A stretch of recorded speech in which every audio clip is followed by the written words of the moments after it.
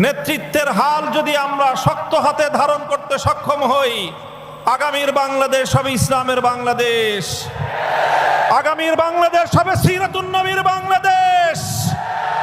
আগামীর বাংলাদেশ হবে ইনশাআল্লাহ আল্লাহর নবীর আনিত রাজনৈতিক বন্দোবস্ত খেলাফতের বাংলাদেশ। মুহতারাম হাজিরিন, এই জন্য আমাদের সামনে সিরাতুন নবীর একটা গুরুত্বপূর্ণ আদর্শ আমি আজ উপস্থিত এই অডিয়েন্স, এই জনসমুদ্রকে লক্ষ্য করে বলছি এবং